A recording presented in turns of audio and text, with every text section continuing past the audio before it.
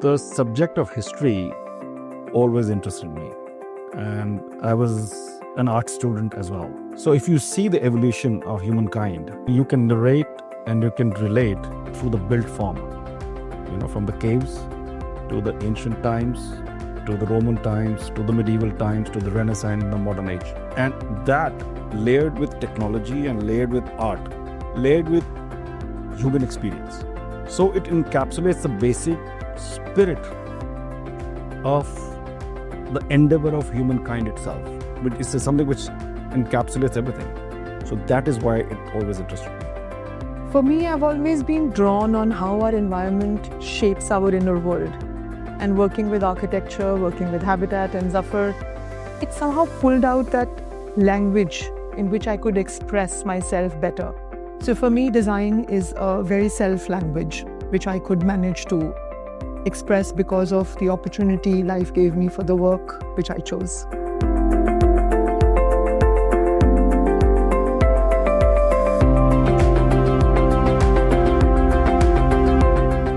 A hospital will serve a different function, an airport will serve a different function, a school will serve a different function by its very definition.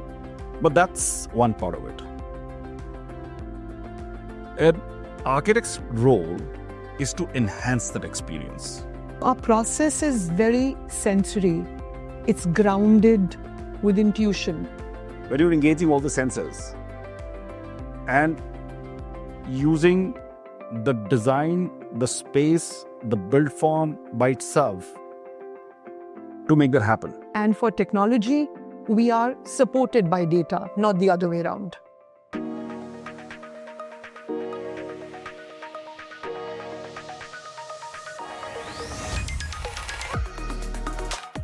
We've always believed in a very collaborative approach to architecture itself. This project that we did recently is a residential project called Garden State, where we actually collaborated with different kind of tradesmen, with the craftsmen, with the artists, making pieces of art for certain spaces, designing fabrics, designing wall textures, designing carpets. Collaboration at a very grassroots level with all the kind of craftsmen.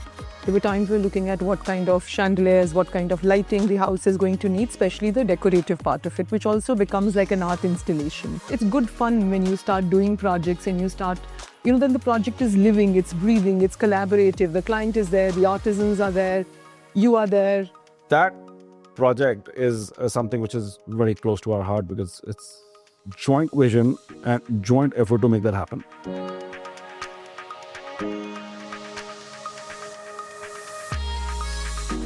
AI is going to be a very important aspect of our work and design processes. It will give you very quick optimization of time. It will give you a lot of options. Your iterations will become much faster. But at the end of the day, it is your vision, it is your idea, and the objective is to create that space for the humankind. The space which one designs needs an human intelligence. It needs that soul. It needs the feeling inside. You need the heart where it needs to be, because there is going to be a human who is going to live in this house. So AI will just be a tool to achieve that objective. Like I would say, AI would become a very strong design companion.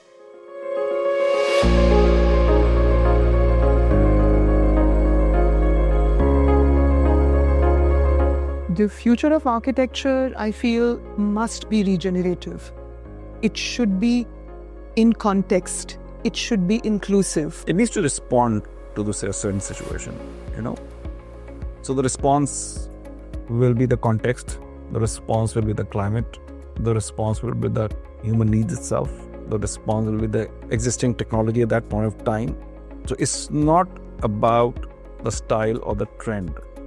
It's far deeper than that. Please build with conscious, design with more conscience, travel more, travel deeper, understand the experiences, work around your emotion more than the style, respond to the context, respond to the people you are working for.